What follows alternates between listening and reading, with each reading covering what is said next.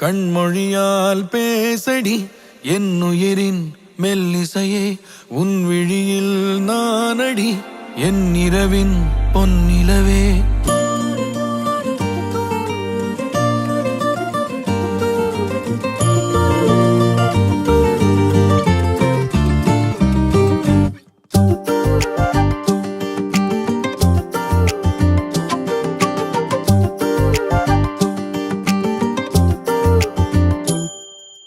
கண்மொழியால் பேசடி